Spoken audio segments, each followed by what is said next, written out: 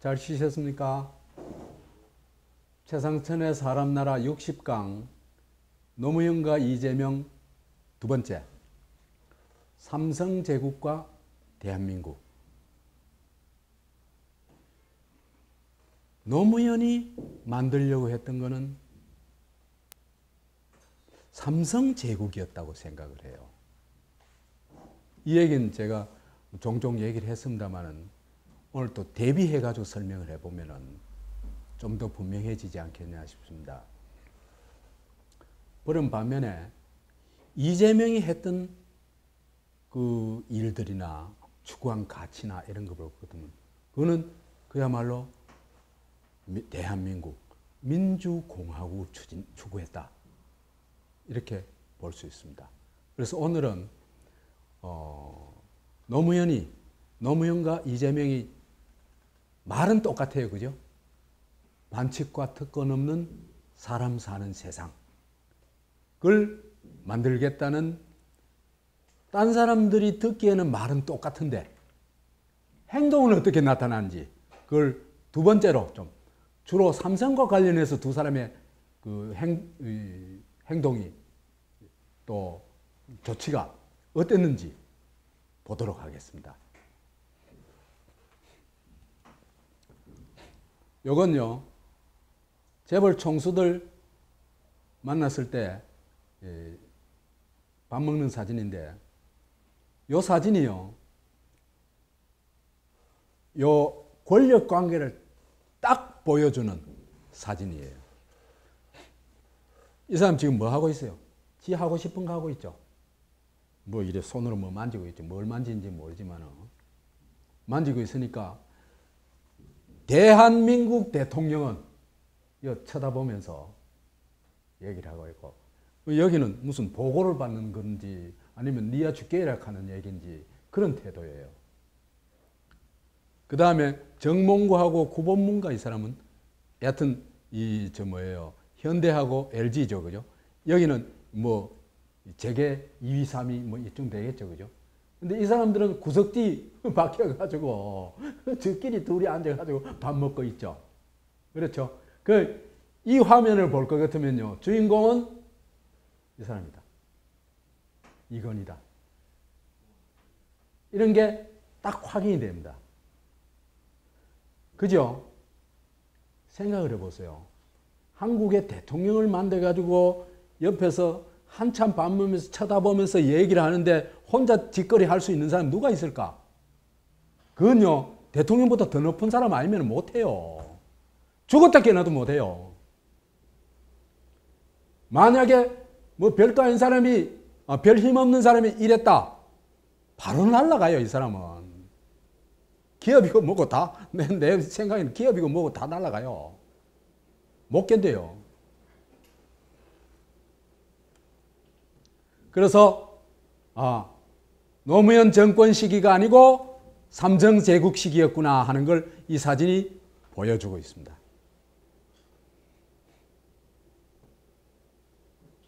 이 사진은 뭘까?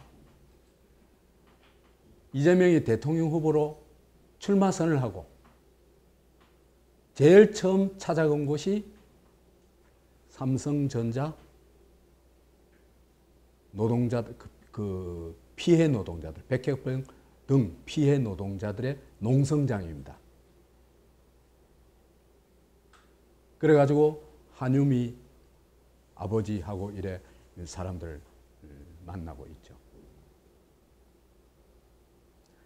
극과 극이죠. 이 두 사진이 노무현 정권과 그 다음에 이재명을 딱 보여준다 그렇게 생각을 해요.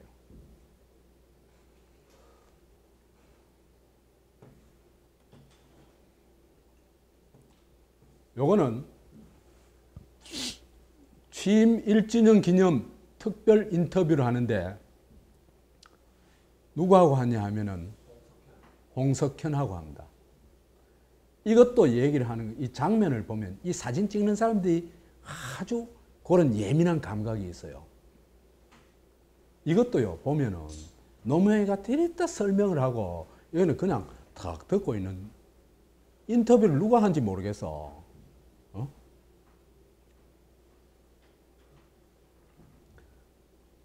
근데 이 자리에서 하는 얘기를 보면 참 진짜 골 때려요, 골 때려. 홍석현 중앙일보 회장과 취임 1주년 특별대담. 노무현 대통령은 검찰의 대선 자금 수사와 관련 검찰의 수사가 기업인에 대한 직접적인 처벌로 바로 진행되지 않았으면 하는 희망을 갖고 있다. 이게 무슨 얘기예요? 수사하지 마라 이 얘기죠. 그죠? 그냥 하는 척하고 끝내. 이런 얘기를 취임 1주년 기념식에서 하는 인간이 난 도대체 정상적인 인간인가 모르겠어요.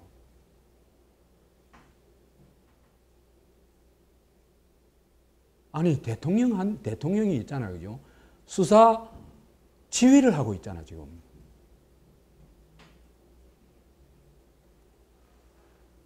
그것도 누구를 위해서? 법과 정의를 위해서 하고 있습니까 지금? 아니잖아요. 대선 자금 내는 사람들 문제를 얘기하고 있잖아요. 그러니까 범죄자를 처벌하지 말고 대충 수사하고 끝내라. 이거를 공공연하게 지시하고 있는 사람이 노무현입니다.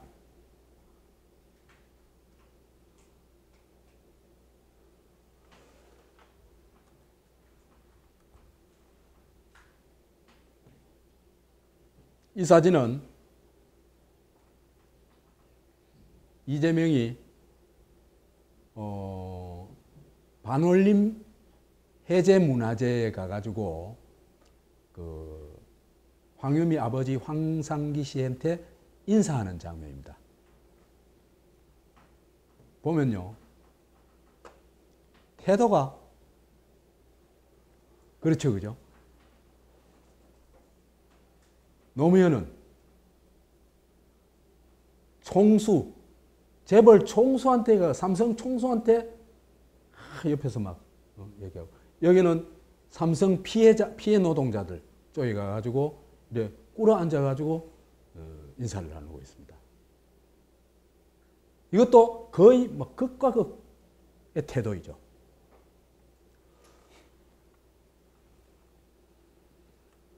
그래서 앞에 것이 취임 1주년 기념으로 홍석현이 하고, 말하자면 재벌 총수 가문의 정치적 총화하고 만났다면은 이거는 경기지사 취임하고 한 달이 채 안 돼가지고, 그죠?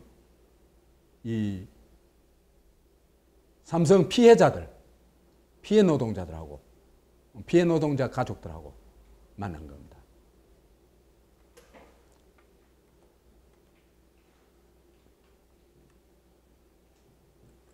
한국의 진짜 권력 서열 1위. 이건요, 제가 작년 2월 1일 날 강의를 했던 겁니다. 63강이었는데 시민 채널에서 했던 강의입니다. 그때 꿈의 대선 두 번째 이재용 대 이재명이라는 강의를 했어요. 그때 그 내용 일부입니다. 박관천이 청와대 권력 서열이 1위가 최순실, 2위가 정윤회, 3위가 박근혜라 그래가지고 발칵 뒤집혀졌었죠. 그죠? 근데요, 사실은 이 말 안 맞는 말이에요. 권력 서열 1위는 따로 있어요.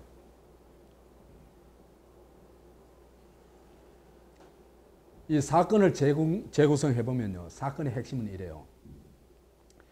이 사건을 흔히 최순실 게이트 뭐 이렇게 하는데 그거 아니에요. 최순실 게이트 아니에요. 이재용 게이트입니다.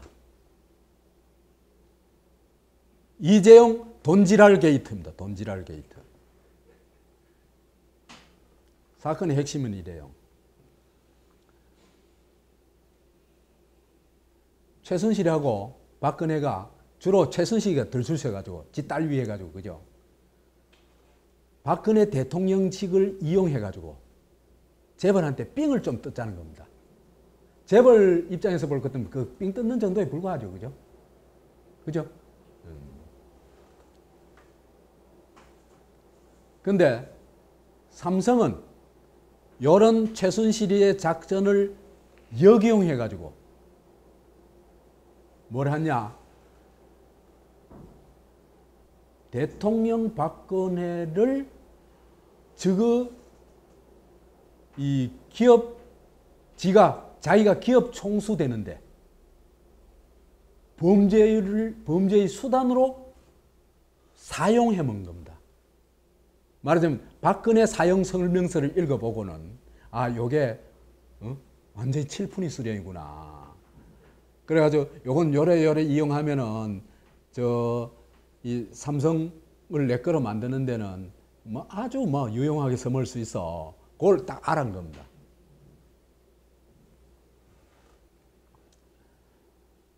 그래서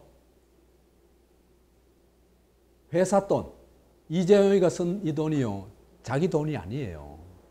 회사 돈이에요. 회사 돈 430억 횡령했으면 이거 징역이 최소 5년 이상 갈 거예요. 내가 자세히는 모르겠습니다만은. 근데 이 횡령죄도 적용을 안 해요.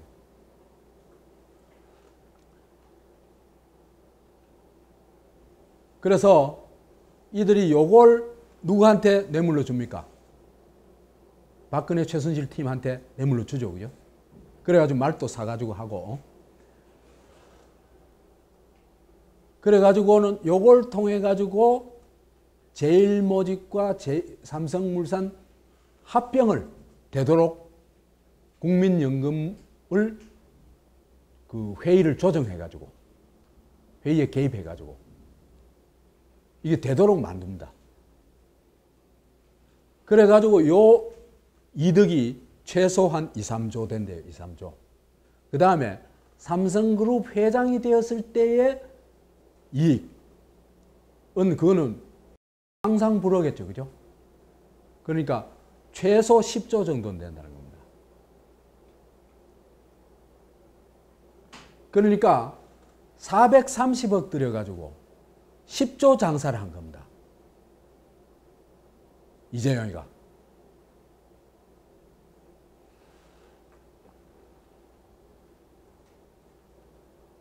이렇게 볼 것 같으면 범죄 이득이요. 하수인 집단이 누굽니까? 최순실하고 박근혜죠. 그죠?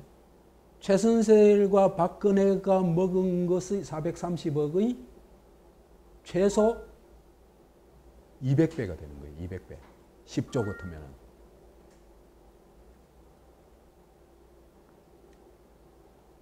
그런데 이재용은 처음에는 구속영장조차 기각됐었죠. 그죠? 그 다음에 2017년 2월 19일, 그러니까 이게 언제입니까? 문재인이 대통령이 되기 전에는 구속됐었어요. 근데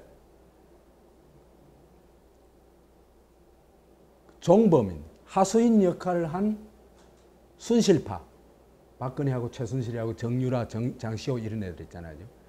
이 순실파는 범죄 이득은 430억, 그러니까 그 이재용의 0.05%에 불과해요.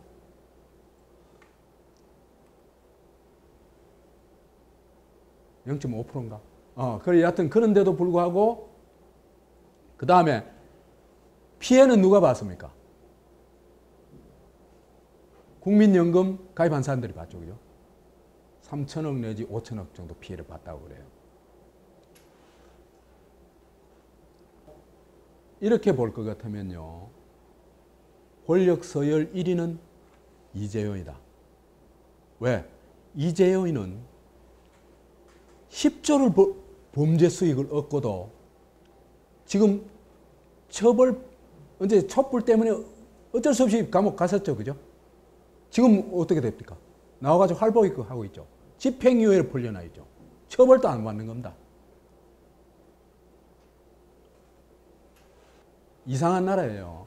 범죄 이득이 430억인 종범은 감옥에 들어가고 박근혜는 징역 총 33년, 최순실은 징역 23년인데 범죄 이득이 그 200배가 넘는 이재용은 징역 2년 6개월, 집행유예 4년에 석방이 돼가지고 지금 세계로 활보하고 있다.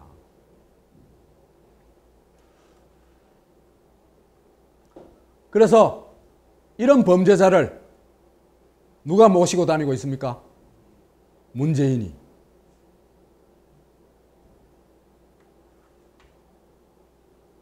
인도로, 북으로.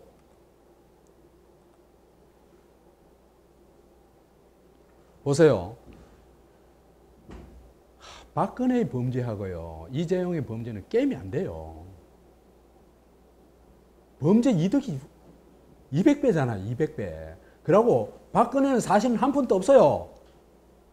박근혜 그 돈 받아가지고 지가 썼어요. 그런데 33년. 여기는 석방. 누가 진짜 대한민국 권력 서열 1위예요? 대통령이에요? 아니잖아요. 이재용이잖아요. 그게 한국의 냉엄한 현실이다.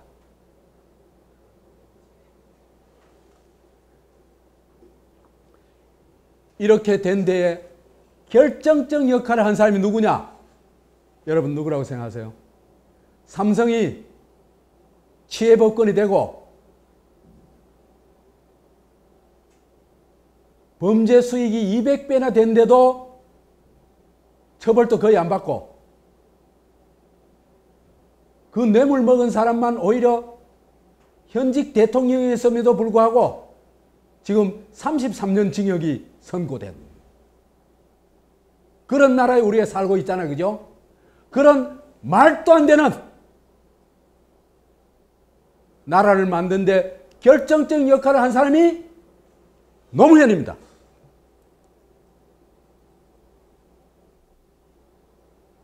노무현이요. 우리가 너무 속았어요. 노무현한테. 언제 속았냐면 광주 민주화 운동 청문회 때부터 속았습니다.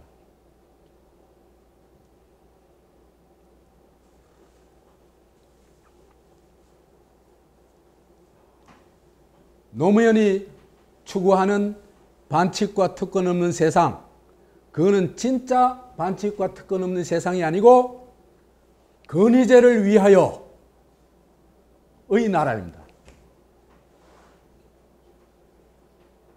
왜 그런지 지금부터 설명을 해드리겠습니다. 노무현이가요, 이 사람 이중프레이의 달인이에요. 이중프레이.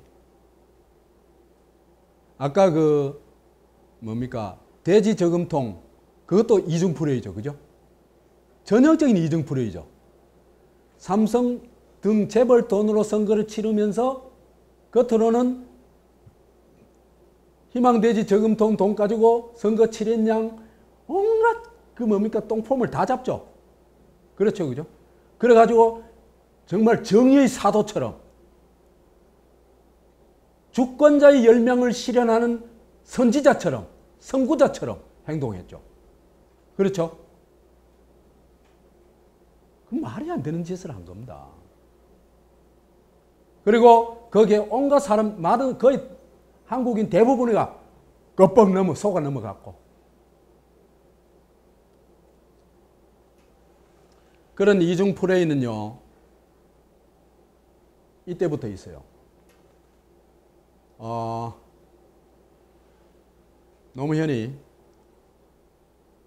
풍산금속 해고자에게 문재인과 노무현은 이라는 그를 이정호라는 노조하는 사람이 쓴 게 있어요. 그 부제로 달린 게 문재인 변호사 이름만 들어도 치가 떨린다예요.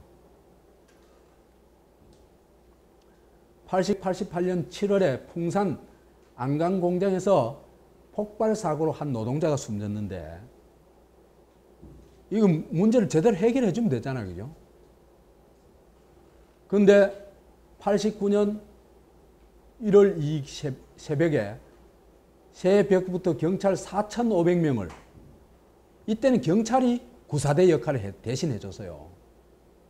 가가지고 막 조져버리는 겁니다. 노조원들, 농성하고 있는 노조원들. 이 깡패 집단이에요. 깡패 집단. 국가 깡패.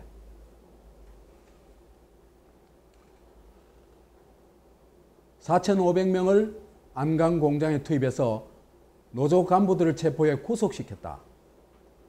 90년 9월 11일 새벽 5시 10분엔 경찰 2,300명을 부산 동래 공장에 투입해서 농성 노조원 300명을 연행했다. 이런 식으로 폭압적인 진압을 한 겁니다.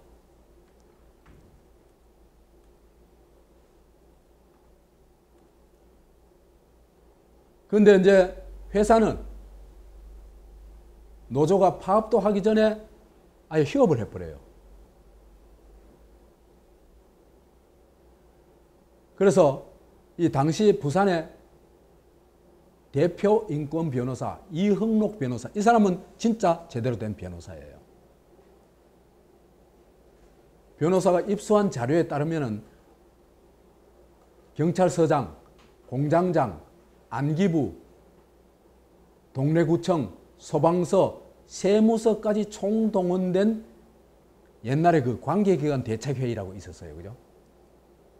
말하자면 노조 파업하면 이게 어떻게 할 건지에 대해 가지고 완전히 그 결정이 되면은 일사불란하게 움직여 가지고 제압을 하는 거예요.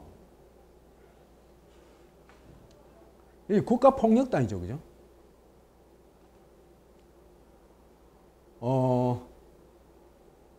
대책회의만 수차례 열렸다. 관할 경찰서장과 보안과장은 한술 더해 단체 노사교섭장까지 들어와 노조 간부를 협박하기까지 했다. 그래가지고 여기에 이제 항의한다고 노동자들이 부산대학에 모여가지고 살인 진압 규탄 집회를 가졌어요. 이 집회를 할 때 문재인도 그 자리에 참석을 했어요. 참석을 했는데 노조의 그 정의연 의장이라는 사람이 문 변호사로부터 귀옛말을 들었는데 어떤 말을 들었냐 하면은, 우리 노무현 변호사는 풍산의 자문 변호사라서 저희가 이번 사건의 사측 변호를 맡을 수 없습니다. 양해해 주세요. 이렇게 말했대요.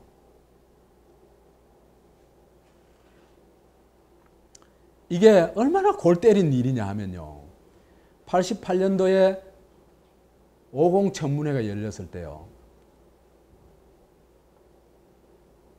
읽어봅시다. 50 청문회가 정치신인 노무현을 대통령으로 만든 1등 공신이다.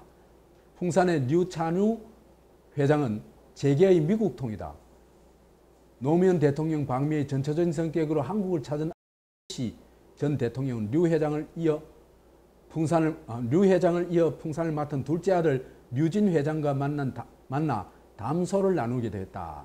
류진 회장의 부인은 50대 안기부장과 국무총리를 지낸 노신현 전 국무총리의 딸이다. 류진 회장의 형은 박근혜 전 대표의 동생 박근영 씨와 결혼하게 되었다. 이 전부 한 패거리죠. 그죠?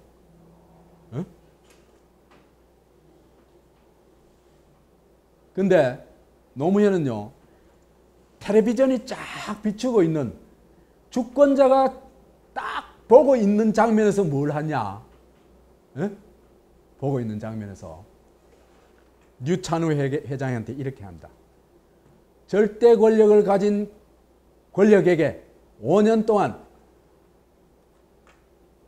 34억 5천만 원이나 늘름늘름 갖다 주면서 내 공장에서 내 돈 벌어주려다가 죽은 노동자한테 3천만 원, 8천만 원 주니 못 주니 하면서 싸우는 그것이 기업이 할 일입니까? 답변하세요. 이런 거예요. 그래가지고 막 우레 같은 박수를 받은 겁니다. 야, 저 기업 총수한테 적하는 국회의원도 있네.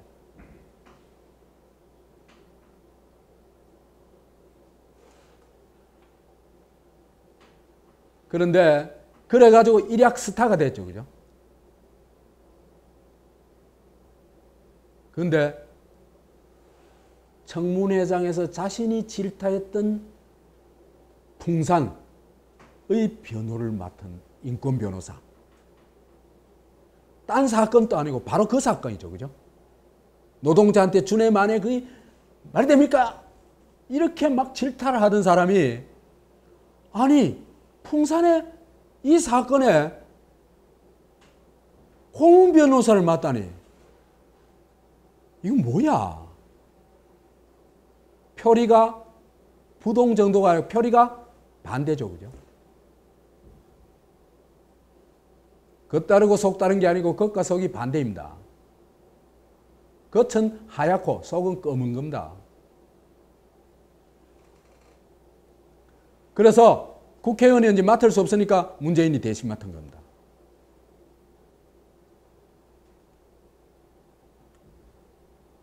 그러니까 노무현은요, 이때부터 이미 이중 플레이를 한 겁니다. 사람들이 지켜보는 그 시선 앞에서는 재벌 총수를 막 야단치고 지켜보지 않는 데서는 뭘 한다? 고문 변호사를 하고 그 사람이 고문 변호사를 하고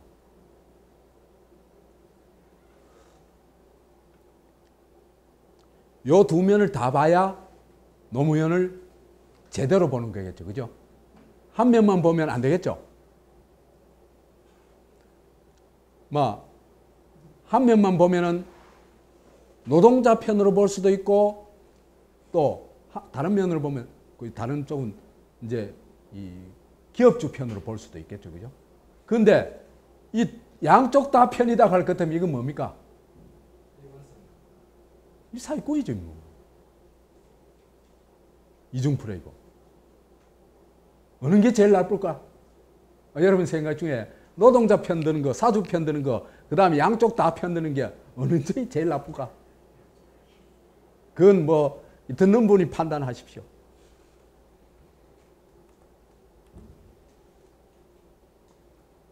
홍석현 프로젝트 이것도 제가 몇 번 얘기했습니다. 그래도 이건 또 얘기해야 돼요. 왜 그러냐면 저들의 정체를 알려면 이걸 알아야 되기 때문입니다. 홍석현이라는 사람이요, 한국 최고의 매국 독재 가문의 황태자입니다. 그 보고 싶으면 제 옛날 강의 찾아보면 됩니다. 요즘 그 시민 채널에서 다 다운시켜 본데도 그래도 옛날에 퍼가 가지고 보는 사람들이 있어요. 찾아보면 인터넷에 있을 거예요. 그 다음에 언론 중에서도 제일 정말 이 조폭짓 하는 언론이 중앙일보예요. 그래서 중앙일보 홍석현이가 붙잡혀갈 때, 검찰이 출두할 때요, 그 회사 사장 이하 그 직원들이 나와가지고 사장님 힘내십시오 이하고 앉아 있었어요.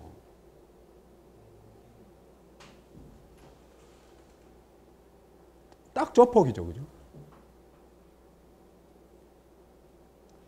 삼성 X파일의 뇌물 수괴는 누구겠어요? 뇌물 준 수괴 이건희죠. 그죠? 그 다음에 집행 총책 그걸 실제로 나눠준 총책 그게 홍석현입니다. 한패입니다. 한패. 이런 이건희 족벌의 한국을 지배하는 이건희 족벌의 정치적 총화가 홍석현이다. 그래가지고 이게 여시제라는 걸 만들어가지고 지배대연합을 구축해놨어요. 그래서 여기는요, 자본가, 정치인, 법조인, 언론인이 망라되어 있어요.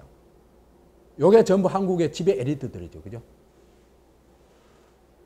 거기에 총수 노릇하는 게 홍석현입니다. 그래서 노무현 정권, 문재인 정권에서 이 사람은 대단한 인물로 대접을 받고 있죠.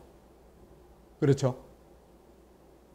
노무현 정권 때는 주미대사로 임명됐었고, 그 다음에 문재인 정권 들어오자마자 이제 해외 특사 보냈는데, 각국의 특사 보냈는데, 최고의 우리 소위 이제 코메리카에서 섬기는 나라 누굽니까? 미국 아닙니까? 그죠?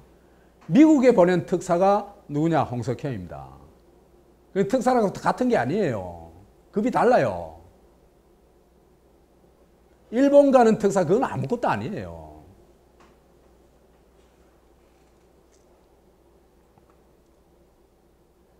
그래서 삼성과 노무현 동맹의 고리 역할을 한 사람이 몇이 있는데 그 대표가 홍석현, 그 다음에 이광재라고 있죠. 강원도 지사였다가 뇌물 먹고 쫓겨난 사람이 있어요. 뇌물에 선거자금 뭐 불법 선거자금인가 때문에 쫓겨난 사람이 있어요. 여하튼 돈 문제로 쫓겨난 사람이에요. 이 이광재는 또 여시제 부원장일 뿐만 아니라 여시제 이사이기도 하고 노무현 재단의 이사이기도 해요. 이게 전부 삼성과 노무현이 요래 얽혀 있는 거예요. 이런 홍석현을 띄우기를 합니다. 아까 얘기했죠. 그 취임 1주년 기념 인터뷰를 하는데 홍석현하고 인터뷰를 합니다. 그 둘이 앉아있는 폼이 그게 인터뷰하는 폼입니까? 두 분이 보시기에 어때요? 사진 딱 보면 그 감이 오잖아, 그죠? 예? 그건요, 둘이 대등한 관계이거나 오히려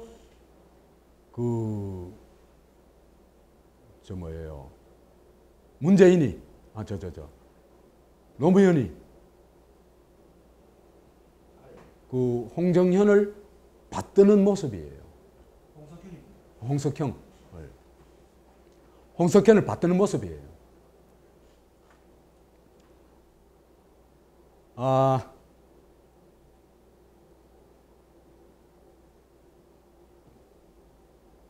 그래서 기업들에게까지 과거를 다 묻는 방식으로 가는 것은 국민에게도 부담스럽고 경제에도 부담이 될 것이다. 아니, 기업인한테는 면책 특권을 주라는 얘기입니다. 아니, 지금까지 정권이 이런 짓까지는 안 했어요.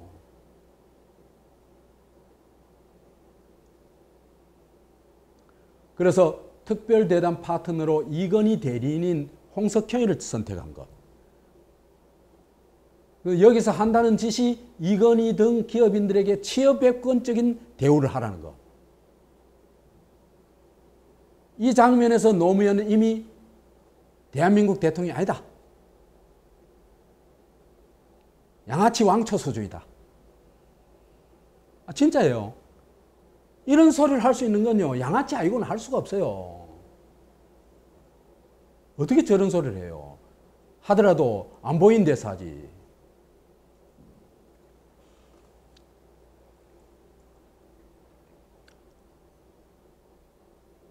홍석현 프로젝트 주미대사 임명했죠, 그죠? 이거는 주미대사 시켜가지고 뭐로 만들고 싶었습니까? 대통령까지, 그죠? 그 유엔 사무총장하고 대통령 쪽으로 그 길을 닦아주려고 한 겁니다. 근데 그 홍석현이가 낙마하는 말에 누가 그 길을 탈 뻔했어요? 반기문이 탈 뻔했죠.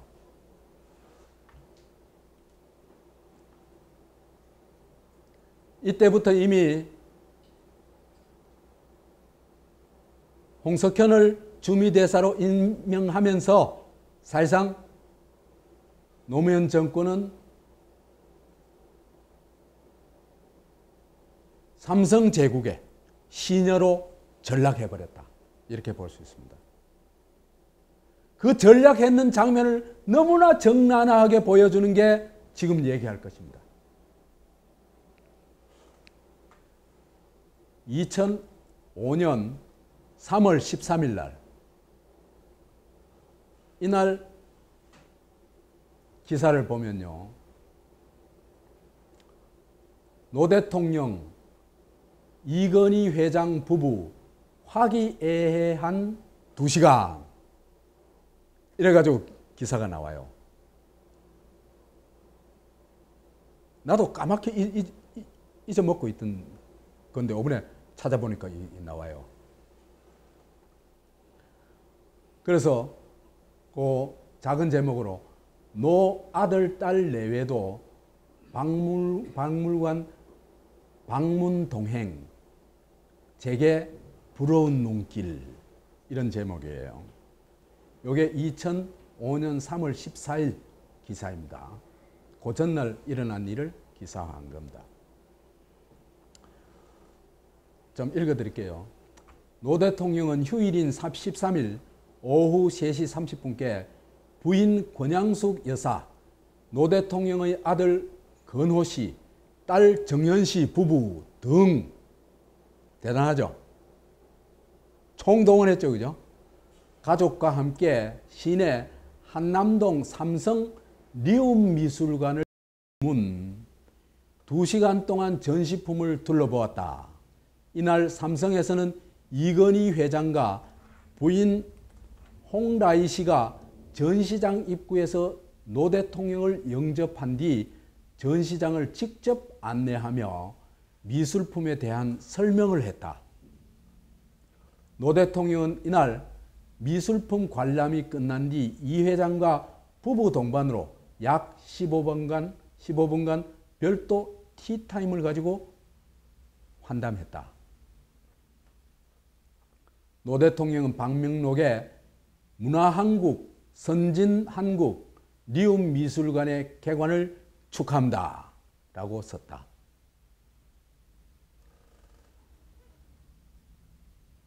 서울 한남동 이 회장 자택 근처에 위치한 삼성 리움박물관은 삼성문화재단 소속 박물관으로 리움이란 명칭은 이 회장의 성인 리와 박물관을 뜻하는 뮤지엄의 마지막 유해물 합한 합성어로 이건희 회장 박물관이란 의미를 내포하고 있다.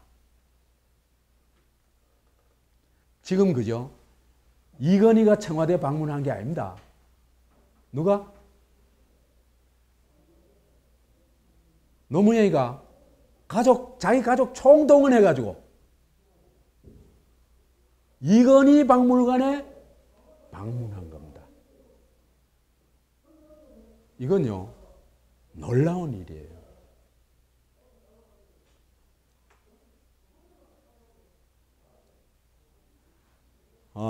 세계적 건축가가 건축을 하고 그 다음에 홍라이가 관장직을 맡고 있고 노 대통령은 연두 기자회견 때만 해도 재벌 총수를 독대할 생각이 없냐는 질문에 대해 못 만날 이유는 없으나 만나도 줄 게 없다. 며 미온적 태도를 보였다. 이게요. 만나도 줄 게 없다. 이게요. 대통령이 할 소리가 아니에요. 장사치가 할 소리예요.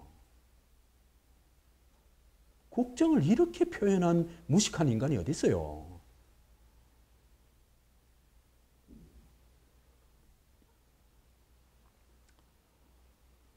재계는 그동안 노 대통령과 재벌 총수의 독대를 통한 언론들 이 문자 단어 쓰는 거 보면 기가 차요. 독대는요 1대1로 만나는 게 독대예요. 재벌 총수 여러 사람하고 이 노무현 만나는 게 독대가 아니에요. 무식하게 여하튼. 따라서 노 대통령의 이날 리움 박물관 방문 형식을 빌은 이건희 회장과의 회동은 향후 노 대통령과 재계 관계가 한층 긴밀해질 것임을 예고하는 신호탄이었다.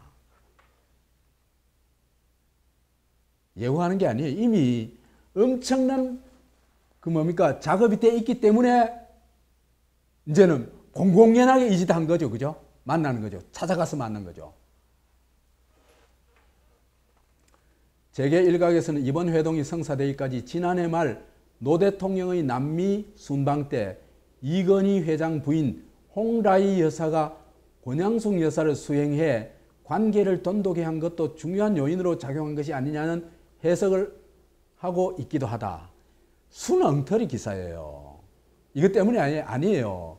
이미 2014년 2월부터 저걸 뭡니까? 홍석현하고 1대1 인터뷰를 하잖아요. 그죠? 그러고 참여정부 호칭부터 해가지고 이미 참여정부가 출범할 때부터 몽땅 삼성 거 갖다 쓰는 거예요. 삼성 가서 교육받고.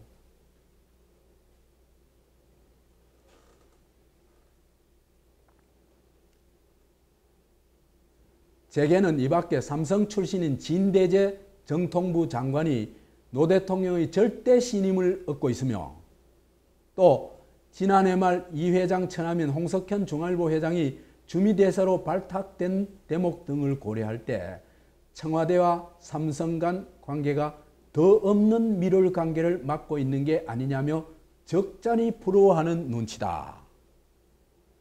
이런 기사예요. 이게요. 이 기사가요.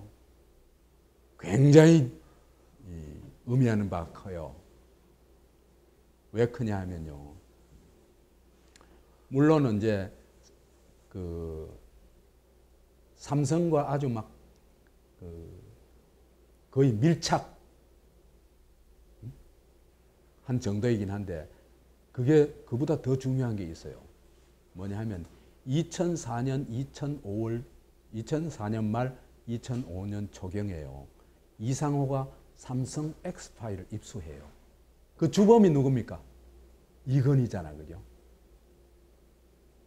근데 이걸 그죠? 입수했다는 거는 금방 청와대에서 알 수 있어요. 왜? 그 녹음 파일이 어디서 넘어간 거냐면 국정원에서 이상호한테 넘어간 거거든요. 그럼 국정원은 그건 정보를 바로 캐치할 거 아니에요. 그죠? 그러면 청와대에 이미 그 이상호가 입수하고 난 다음에 바로 청와대가 알았을 거예요. 알 수밖에 없어요. 그렇죠. 그죠? 그러면은 청와대가 어떻게 됩니까? 정상적인 국가라면 이거 진짜 국가를 파멸시키려는 뇌물 공작을 하고 있구나. 아니 이회창, 김대중, 민주당, 자한당, 뭐 검사 이런 사람들 전부 다 뭡니까 돈을 뿌리고 있는데 그러니까 그건 완전히 국가 전복 전략이에요. 그렇잖아요. 그죠? 이건 청와대에서는 당연히 뭐로 인식해야 됩니까? 중대 범죄자고 중대 사태로 인식해야 되겠죠. 그렇겠죠? 그런데 노무현이 한 짓은 뭡니까? 이건희 박물관에 찾아가는 거였어요. 그래가지고 가족까지 다 데려가가지고 화기애애한 분위기를 연출했다 하는 거는 뭡니까? 이 문제 걱정하지 마십시오. 제가 알아서 처리하겠습니다. 이 얘기한 거 아닙니까? 그 얘기 아니면 이 짓 할 수 있어요.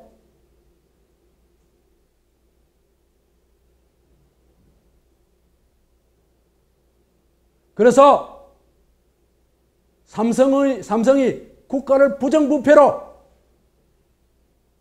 괴멸시키려고 하는 그 작전에 앞잡이 역할을 한 게 노무현입니다.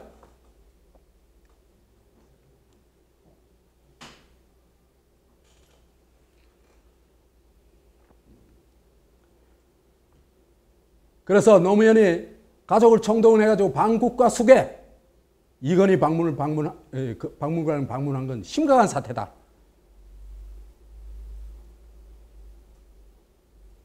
삼성 엑스파일이라는 거는 국가를 부패시켜가지고 국가를 뭐로 만들 거다? 대한민국을 뭐로 만들려고 하는 거다? 아예 삼성 제국으로 만들려고 하는 겁니다. 그 주범인 이건희 집에 방문하고 그 다음 공범인 홍석현이를 주미대사로 임명하고 이게 뭐 하는 짓이야? 그리고 거기에다 갖다 붙인 방명록에 쓴 얘기를 보면은 기가 차요. 문화한국, 선진한국, 리움미술관의 개관을 축하합니다. 도덕론 박물관을 축하해요.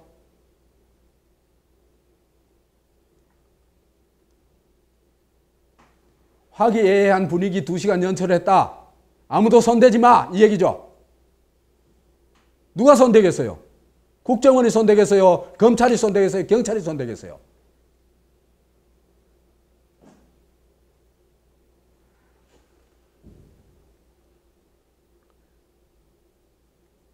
그때 이미 삼성 X8의 처리 방향은 딱 결정됐다. 그래서 삼성 X파일이 불거지자마자 노무현이 뭐라고 선언합니까? 이거는 이 사건의 본질은 도청이다. 불법 도청이다. 이렇게 규정을 하죠.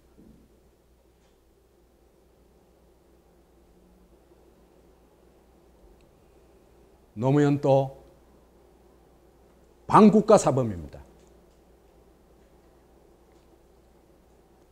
그래서 이런 노무현이 리움을 방문한 거는요, 진짜 건의제 아련한 거예요. 아니, 그런 일이 있어도 청와대 불러가지고 얘기해야지. 그렇잖아요. 아니, 어디를 찾아가? 야, 정말 이런 인간 나 처음 봤어요.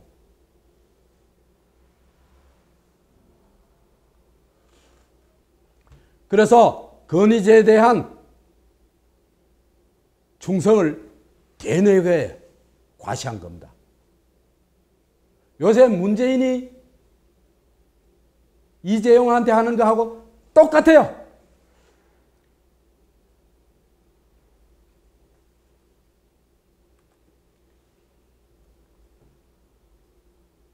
그래서 이제는 아련해가지고 이미 그때 다 결정됐죠. 그죠? 삼성 X파일을 어떻게 하기로 했다? 도청 사건으로 몰아가지고 그걸 폭로한 사람을 작살내는 거로 방향을 잡은 겁니다. 뇌물 준 놈은 죄가 없고 그건 중요한 일이 아니고 이 사건을 폭로한 사람, 불법 도청한 걸 폭로한 사람, 그 사람을 작살내기로 결정을 한 겁니다.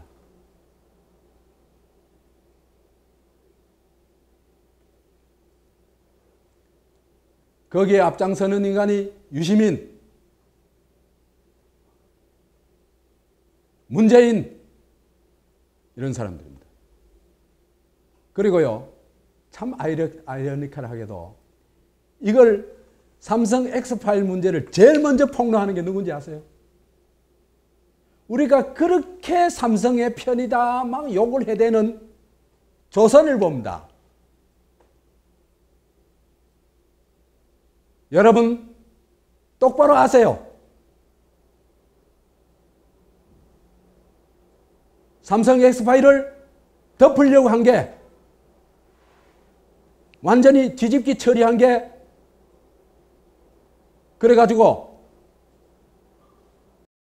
반국가 범죄자를 사면 면죄부를 주고 그걸 폭로한 사람들을 처벌한 그 주범이 노무현입니다.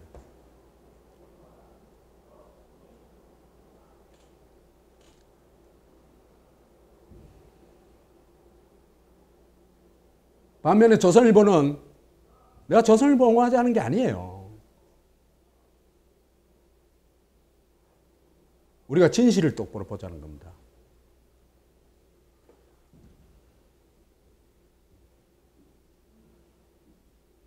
그리고요, 여기 중요한 게 보도가 되는데 삼성이 IMF 위기를 초래했다.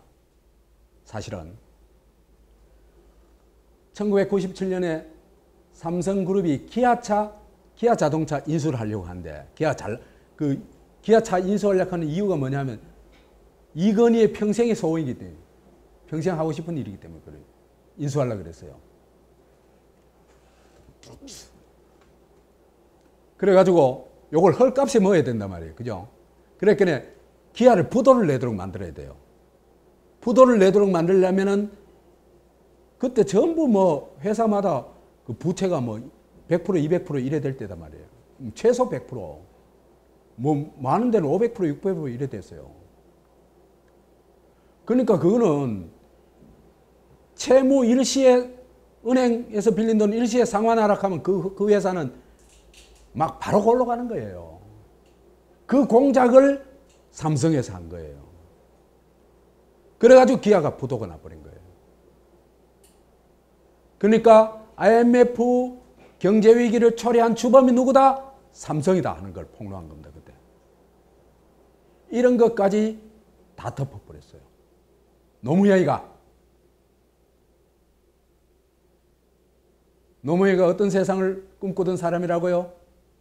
반칙과 특권이 없는 세상을 꿈꾸던 사람이라고요? 사람 사는 세상을 꿈꾸던 사람이라고요? 상식과 원칙이 있는 사회를 꿈꾸던 사람이라고요? 꿈 깨세요.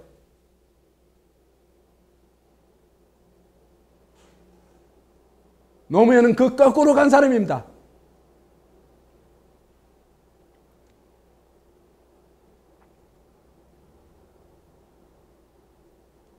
근데요, 천정배는 당시 법무장관이었는데 나름대로 그래도 정상적으로 처리하려고 노력을 했어요.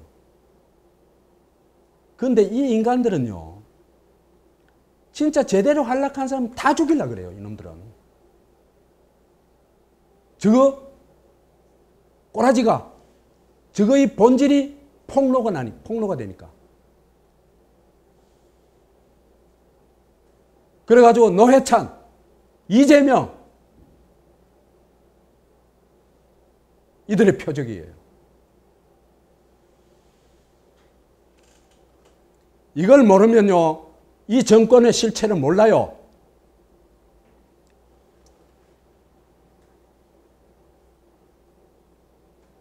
그래서 천정배는요, X파일에 언급된 뇌물을 받은 검사를 파악해라고 지시해요. 제대로 했잖아요. 그 다음에 X파일에 대한 성역 없는 조사를 하라. 조사를 하겠다. 이래 얘기해요. 근데 누가 틀었냐? 문재인이 틀었어요.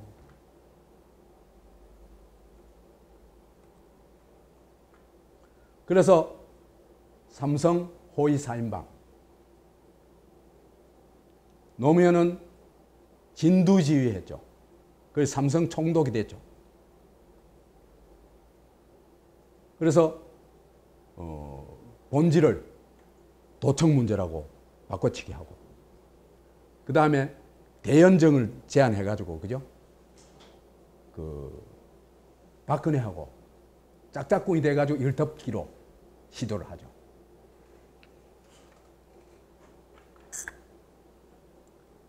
그 다음에 사인방 두 번째, 문재인 민정수석이, 그죠? 특검이 시기상조작하고 황교안을 이 수사지휘검사로 선택을 합니다. 황교안이 어떤 사람이면 대표 떡검이죠. 삼성으로부터 그 떡값을 받은 사람입니다. 대표적인 인물입니다. 고양이한테 생선 가게를 맡기는 꼴이죠. 책사 유시민. 그래가지고 이 문제를 어떻게 볼까? 에? 한나라당하고 손잡으면 풀 수 있다.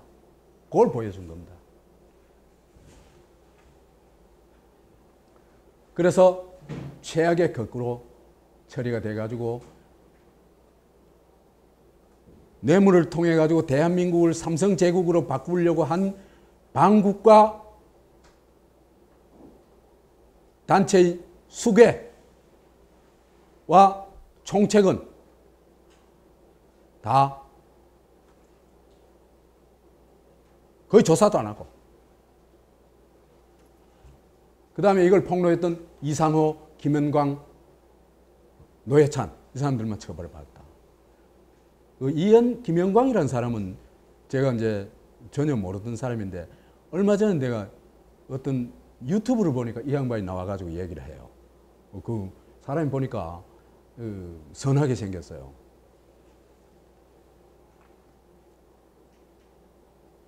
이렇게 볼 것 같으면 이 삼성 엑스파일 사건은 국가 반역 사건이다. 왜? 대한민국 대통령 삼성 호위대장 역할을 했다. 그럼 법을 유린했다. 그래서 저 수구 꼴통 날조 언론이라고 하는 조선일보보다 더 나쁜 짓을 했다.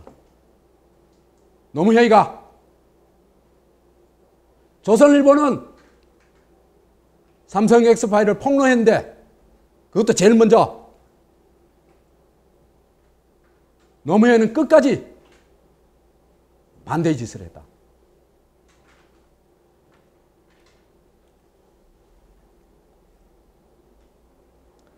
그 다음에 친민중, 친노동, 사기. 이건 뭐 생략하도록 하겠습니다. 이건 뭐 참 너무 처참해요.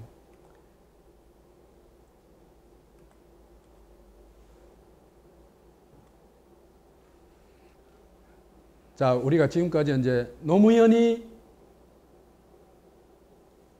그 반칙과 특권 없는 세상을 위해서 뭘 어떻게 했는지 살펴봤습니다. 그죠?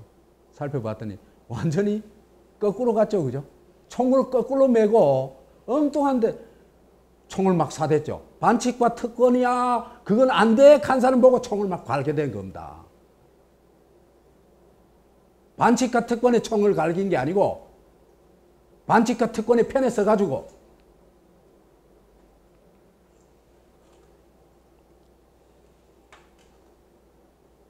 그런 노무현을 존경하는 사람들이야말로 정말 개돼지 짚어가도 할 말이 없는 사람들입니다.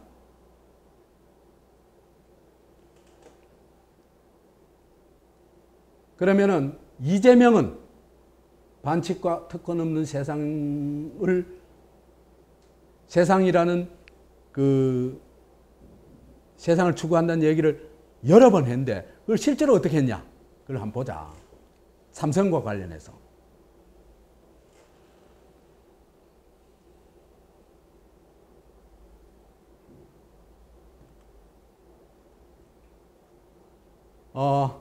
이재명 시장은 대선 출마 선언 후 오후 4시에 서울 서초구 삼성 서초 사옥 앞 삼성 반도체 피해 노동자들의 인권을 지키는 반올림 천막 농성장을 방문해 가족과 피해 노동자들을 위로했다. 그냥 이 사람이 그냥 거기 가가지고 뭐예요? 악수 한 몇 번 하고 악수 쭉 하고 나온 게 아니에요. 40분간 같이 앉아서 다 얘기 나누고 위로하고 했어요. 출마 선언하는 그날.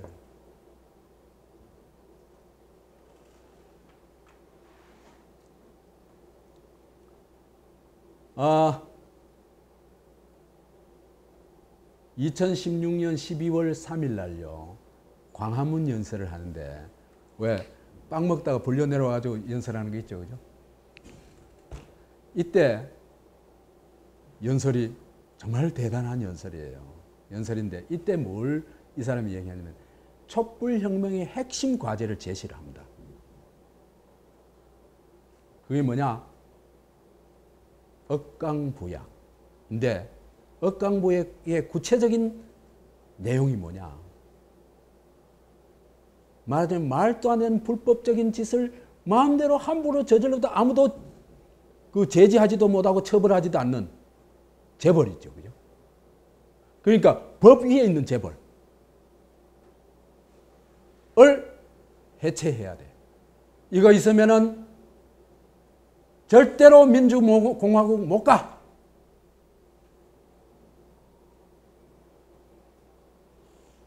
그 반면에 노동자들은 그죠? 노동조합 결성하기도 어려워요. 그래서 노동권을 강화해야 돼요. 이 사람이 말한 억강부약의 핵심이 재벌 해체 노동권 강화입니다. 이날 얘기입니다. 이것이 한국 문제 해결, 민주공화국으로 가는 길의 핵심을 딱 집은 겁니다. 이 길 이외에 다른 길은 없습니다.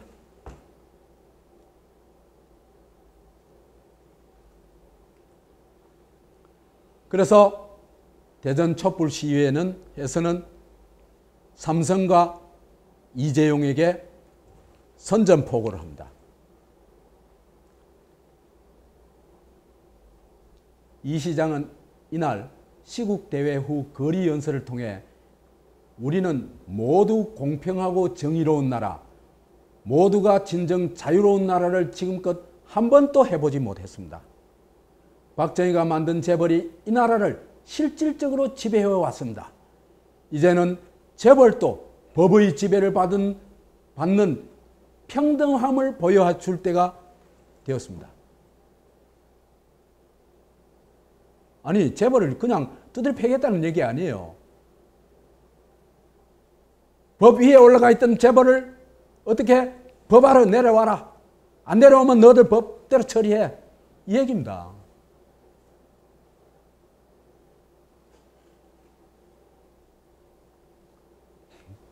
그는 이재용은 박근혜 대통령을 만나 국민연금을 동원해 제일모직 물산의 합병을 돕도록 부탁하고 최순실에게 돈을 건넸다. 국민연금을 동원해 세금 한 푼 안 내고 이건희의 지위를 상속한 이재용은 뇌물 공여 혐의로 구속돼야 한다. 이때 이재용 구속 얘기가 처음 나옵니다.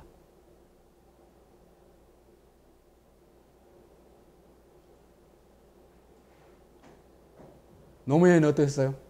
리움에 찾아갔죠. 예? 이재용은 법 앞에 모든 만인이 평등해. 이재용이 이 어마어마한 뇌물 공여했으면 당연히 구속해야 돼. 사실은 당연한 얘기를 한 겁니다. 그 당연한 얘기를 한국에서 한 사람밖에 할 수 없다는 겁니다. 이게 얼마나 비참한 일입니까?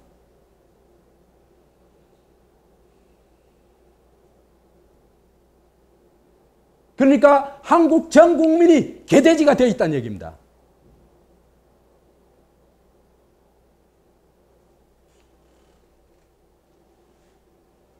강자 앞에서는 비굴하고 약자 앞에서는 짓밟고 의시되고 이런 짓거리를요. 정말 비참해요. 한국인들 보면은. 이 빨리 벗어나야 됩니다.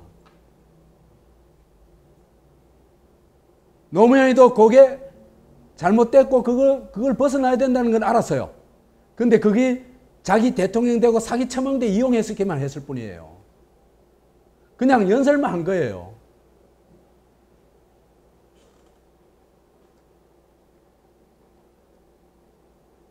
이어서 최순실에게 돈을 바친 재벌 모두를 구속해야 된다. 그 얘기를 합니다.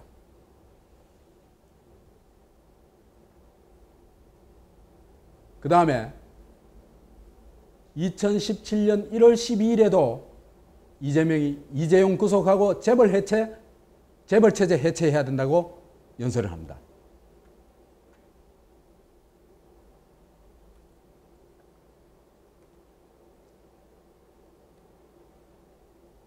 여기서 특히요, 이런 얘기를 해요. 이건희, 이재용 일가의 편법, 불법적인 경영권 상속 행위는 지난 40년간 반복됐지만 제대로 처벌받은 적이 없다.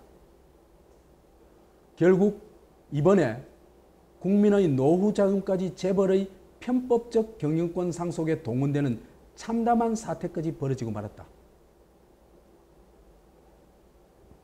그러면서 이번엔 확실하게 처벌해야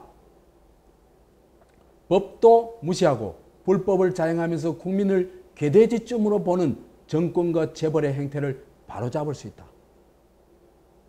난 이런 말 한 사람이 한 사람뿐이라는 게 너무 비참해요. 그냥 삼성 앞에는 쥐새끼들이야.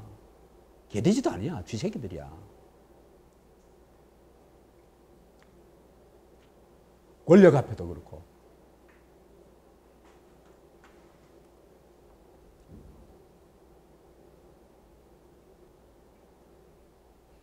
그래서 대한민국이 노동자와 서민, 다수 국민이 행복한 공정한 경제로 나아가기 위해서는 이런 부당한 재벌 체제를 해체해야 한다.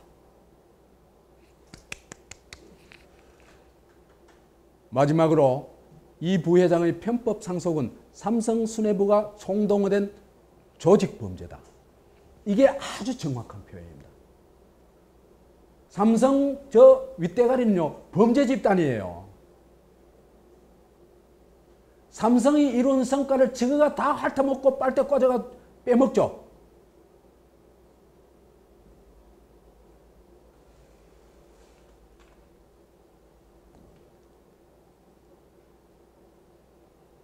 그래서 이 부회장의 편법 상속은 범죄 조직이라고 규정한 이 시장은 미국의 리코법을 거론하며 조직 범죄로 얻은 최대 10조 원의 불법 수익을 국가가 절액 몰수해야 된다.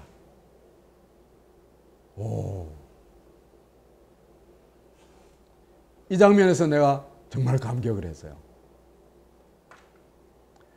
그거 딴 거 아니에요. 법이 살아있다는 걸 증명해야 되는 거예요. 그래야 대한민국이 존재할 수가 있죠. 그죠? 그죠? 대한민국의 법 위에 있는 존재는 대한민국을 지배하는 존재죠. 그죠? 그러면 그 나라는 대한민국이 될 수가 없죠. 그런 나라는 그 법 위에 있는 놈의 나라죠. 그죠? 법 위에 있는 놈이 누구예요? 삼성이고 이재용이죠. 그 시다바리 노릇하는 게 누구라? 노무현 정권이고.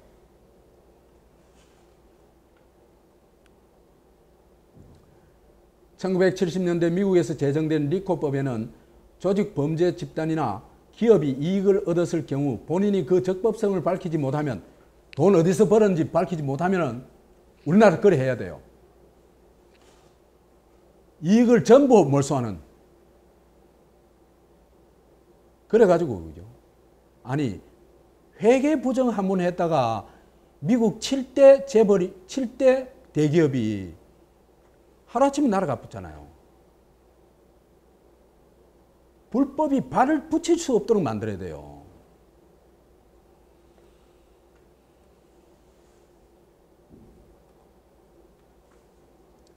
그래서 재벌을 해체하고 함께 잘 사는 대한민국을 만들자. 이것이 이재명이 추구한 것이고 공개적으로 얘기한 것입니다.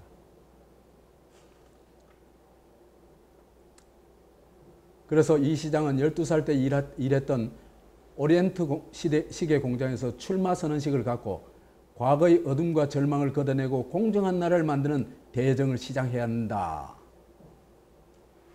면서 대한민국을 바꾸려면 기득권자와 싸워야 한다. 기득권의 핵은 재벌이며 그 중에도 삼성이다. 누구하고 정반대예요? 노무현하고 완전 정반대죠. 그죠? 근데 사실은 노무현하고 정반대가 아니고 노무현 정신을 가장 충실하게 따르는 사람이죠. 아니에요?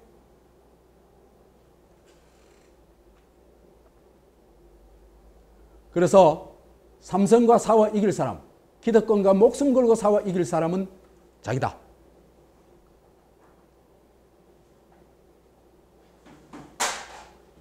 법위의 삼성 족벌 체제를 누가 해체할 수 있겠는가?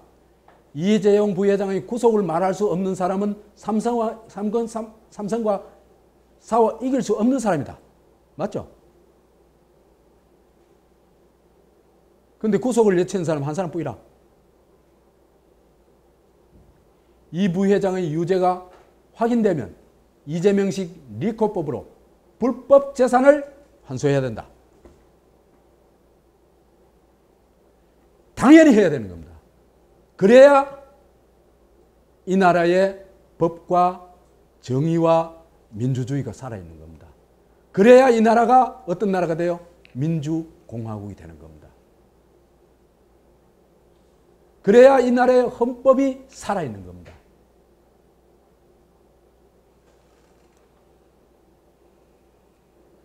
그래서 이 시장은 함께 잘 사는 경제를 만들겠다. 공정경제 질서 회복, 임금 인상 및 일자리 확대, 증세와 복지 확대, 가계소득 증대로 경제 선순환과 성장을 이루자며 이재명식 뉴딜 정책을 제안했다. 그래서 이 양반이 루즈벨트를 되게 존경한대요.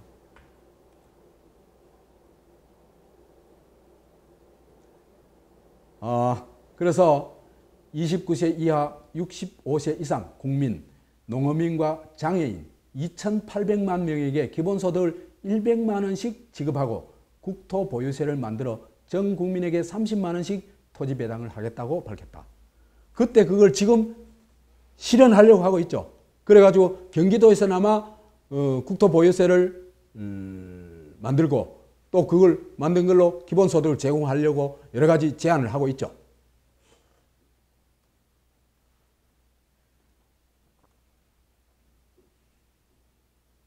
그러면서 이 사람은요, 삼성의 저 범죄 집단, 총수 집단과 손잡지 않고 그 범죄의 피해자가 된 삼성전자 직업병 노동자와 손을 잡습니다. 그래서 철마선언 후 첫 행선지로 반올림 농성장을 찾았고, 여기가요 반인륜적 악독 재벌을 상징하는 곳입니다. 사람이 저렇게 있잖아, 그죠? 정말 저 공장에서 있었던 일로 뭐 한 79명인가 그때까지, 그죠? 죽었고, 그 다음에 또 수많은 사람이 지금 앓고 있는데도 불구하고 500만 원 던져주는가 하면은 있잖아요. 이걸로 먹고 떨어져란 식으로 500만 원 던져주는가 하면은 뇌물로는 430억씩 쓰고, 이 인간들은요, 국가도 똑같아요. 국가하고 짜고 있잖아요. 그죠? 거기에 나오는 화학물질이 뭔지도 전혀 밝히질 않은 거예요.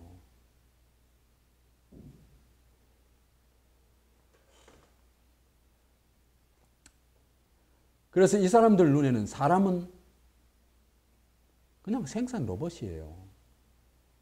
그래서 이 화학약품이 그 스며들어 가지고 백혈병이 들면은 그냥 용도 폐기하면 되는 그 존재예요. 이 사람들한테.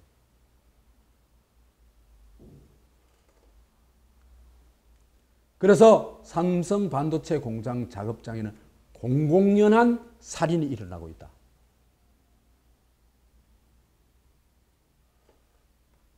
황유미 경우에도 입사 2년 만에 발병을 해가지고 정부 고용노동부는 상성 발병해가지고 이 문제를 제기해도 정부하고 고용노동부는 삼성 범죄를 은폐해준 역할만 하는 거예요.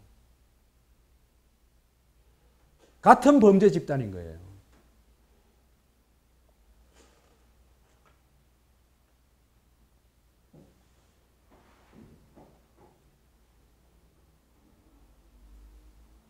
악덕 재벌의 피해를 상징하는 곳. 그 다음에 한국 사회에서 가장 약하고 아픈 곳. 그곳을 자기가 대통령이 되어서 해야 될 첫 번째 과제로 인식했다는 겁니다. 그래서 거기로 찾아가.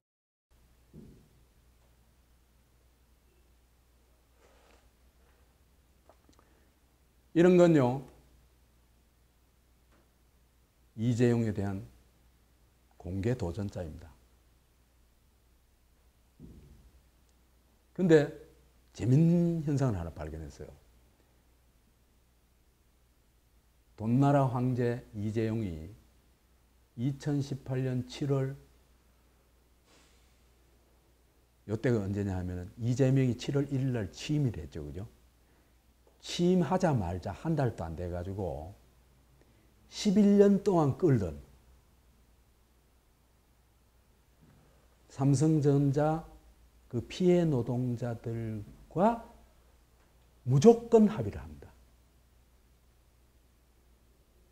왜 했을까? 문재인 정부가 그걸 만들어냈을까? 문재인 정부가 만들었다면 2017년 한 5월에 했어야죠. 그죠? 들어서자마자 첫 바다로 이것부터 해결했으면 그 뭡니까 그 문재인이 박수를 엄청 받았을 건데, 그죠? 그러니까 문재인 정권이 들어서고 나서도 1년 2개월이나 지나고 나서 해결됐잖아요. 그럼 문재인 정권하고는 관계없다는 얘기죠. 그렇죠? 그러면 이 시기에 특별한 일이 뭐 있었냐? 이재명이 경기지사 취임한 겁니다. 공장이 전부 거의 다 이 경기도에 있으니까, 그죠? 이 얘기는 무슨 얘기냐 하면요. 흔히 삼성을 누가 이기노 이렇게 하는데, 그죠? 압니다. 법과 행정력을 쥐고 있는 게 누굽니까? 대통령입니다. 대통령이, 그죠? 법과 원칙에 따라서 하락하면 그건 뭐 법과 원칙에 따라 할 수밖에 없는 거예요.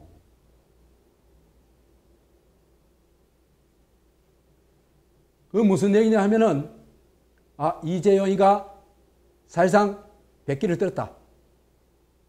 항복선언을 했다. 왜? 이재명은 법과 원칙대로 한 사람이니까. 못 견디겠거든.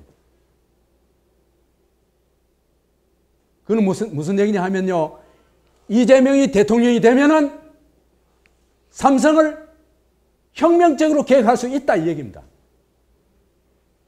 더 이상 법 위에 있을 수 없어요. 사람 죽여놓고 생각할 수 없어요. 범죄적인 경제활동을 할 수 없어요. 그런 거 하면 이재용은 평생 감옥에서 살아야 돼요.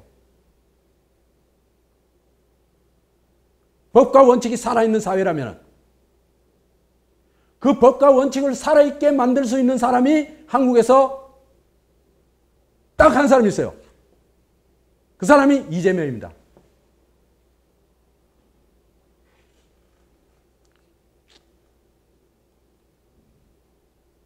이 사람은요, 반올림에 그래 대통령 후보 출마하면서 바로 찾아가고는 끝낸 게 아니고, 반올림 농성해제 문화제가 7월 25일 날 열렸는데 거기에도 참석해가지고 같이 사람들을 어울려가 놀아요. 아까 그 사진 봤죠, 그죠? 꿀 앉아가지고 황상기 씨하고 악수하는 거, 그죠?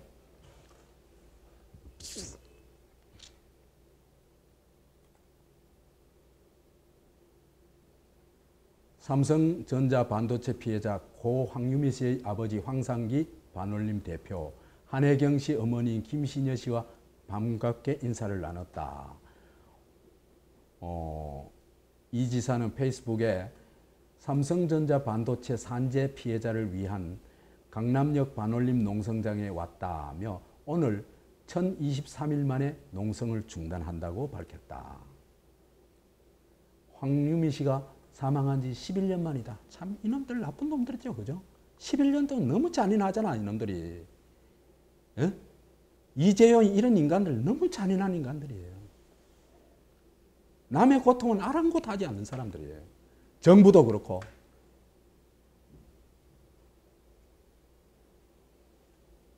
(11년) 전이면은 원래 2018, 2007년 저 노무현 정권 말기네. 에? 노무현, 이명박, 박근혜, 문재인 다 똑같은 얘기예요.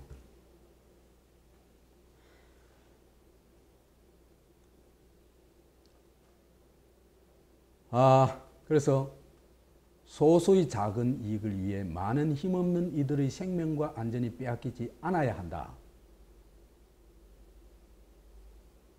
소수의 작은, 요거는 조금 바꿨으면 좋겠어. 작은 이익을 위해 많은 힘없는이 아니라 누구도 생명과 안전이 빼앗기지 않아야 한다. 그래야, 그죠? 노동자가 생산을 위한 소모품이 아니라 인권을 가진 고귀한 존재로 존중되는 사회로 나가야 한다. 이게 정말 제대로 된 인식입니다. 노동자를 노동자로 보는 게 아니라, 말하자면 노동을 하는, 뭘 생산하는 존재로 보는 게 아니라 인격 주체로 보는 거. 이게 핵심 중에 핵심입니다. 모든 민주주의 가치의 기본입니다. 출발점이고.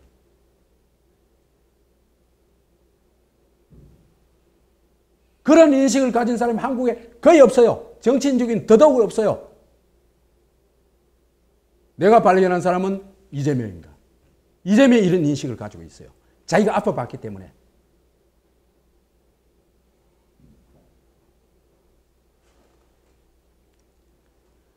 그는 이것이 바로 사람이 동물이 아닌 인간인 이유다. 인간의 이유가 뭐다? 존엄한 존재, 인격 주체이기 때문이다.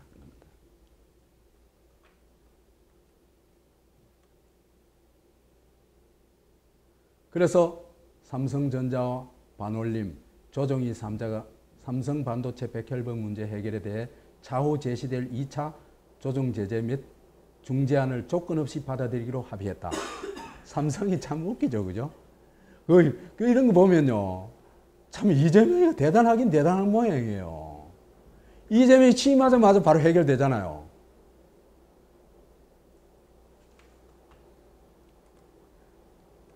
그러니까 삼성을 저렇게 무소불위의 법위의 권력으로 키운 건 정치권이 키운 거지. 정치권이 제대로 그죠 하면은 절대로 저럴 수 없어요. 이렇게 만들어준 원흉이 누구다? 노무현이라는 겁니다.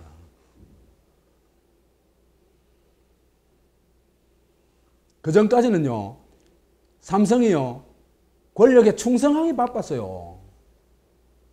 그런데 그게 역전돼 버려가지고 노무현 정권이 권력의 사냥개가 돼버렸어요. 삼성에.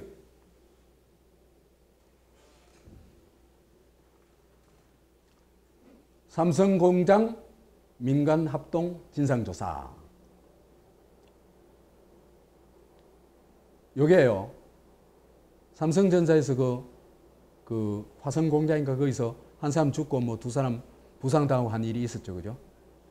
가스가 나와가지고. 그 사건에 대해 가지고 바로 대응해가지고 법대로 처리하죠. 그죠? 이래 하면요, 삼성도 객소리 못해요. 그래서 유족이 말씀하신 대로 누구도 억울함이 없도록 공정한 진상조사와 책임규명을 다하도록 하겠다 그러면서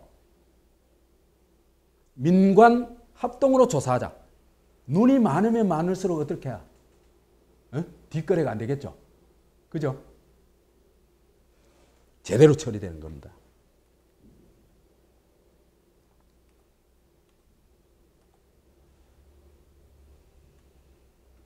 자, 이제 노무현과 이재명에 대해서 좀 삼성과 관련해서 종합적으로 한번 정리를 해봅시다. 노무현은 대한민국 대통령을 팽개치고 삼성 제국의 호위대장으로 전락했다. 이거는 사실은 별도로 강의를 좀 더 해야 돼요. 너무 처참해요. 그래가지고 우리가 노무현 신화에서 빨리 빠져나와야 돼요. 그래야 삼성 신화에서도 빠져나와요.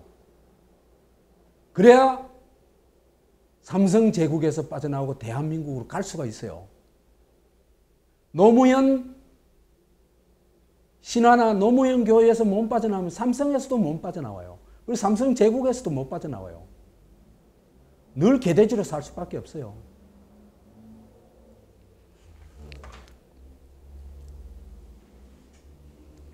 그래가지고 시사인에서는 이런 제목까지 드러났어요. 삼성은 참여정부 두뇌이자 스승이었다. 뭐 말 다 했죠, 그죠?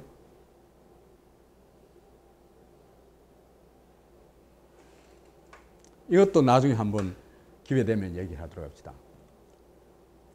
그래서 특권과 반칙의 총본부인 삼성의 호위대장 역할을 했다.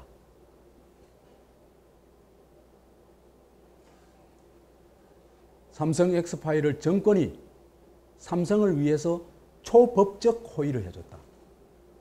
국가 공권력을 동원해가지고, 검찰을 동원해가지고. 삼성 제국을 위해서 홍석현 프로젝트를 만들어가지고 수행을 했다. 그래서 특권과 반칙 없는 세상을 만들기는커녕 완전 역주행을 했다.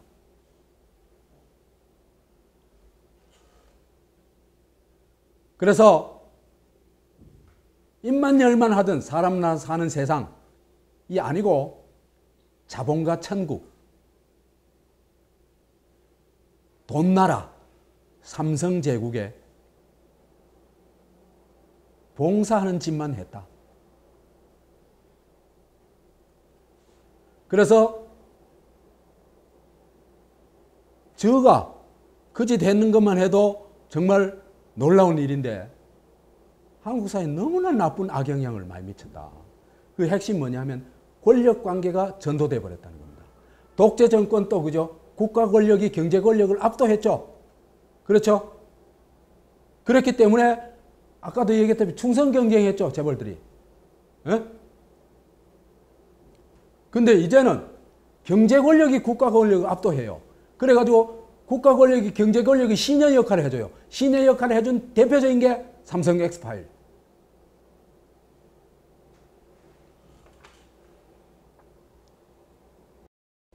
그래서 독재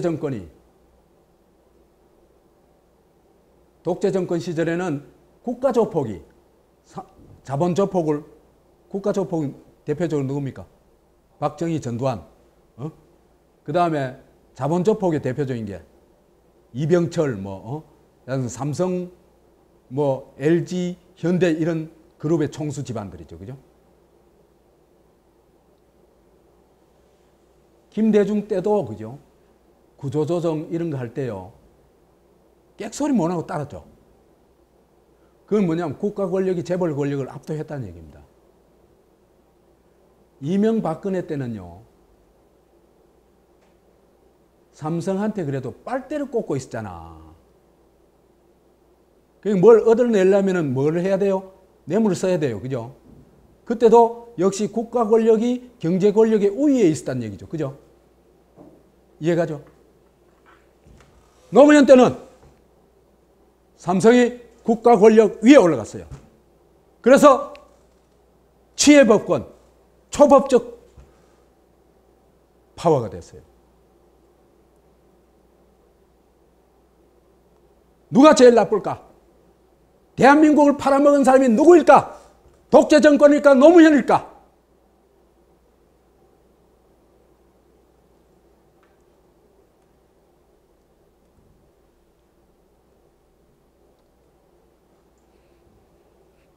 이재명은 재벌 해체를 통해 가지고 다 함께 잘 사는 대한민국을 추구했습니다. 그래서 이재용을 구속하고 재벌 해체하라 그러고 리코법을 통해 가지고 불법 범죄 이득까지 환수하겠다고 얘기를 합니다. 그래서 억강부약의 핵심이 재벌 해체, 노동권 강화라고 얘기를 합니다. 이렇게 하면은 한국은 그야말로 다 함께 잘 사는 민주공화국으로 갈 수 있다. 그거 보고 그 길을 끝없이 추구한 것입니다. 이래 보면 반칙과 특권 없는 세상이란 말은 똑같은 말을 하더라도 사람에 따라 행동은 전혀 다르죠. 그죠? 정반대일 수도 있습니다.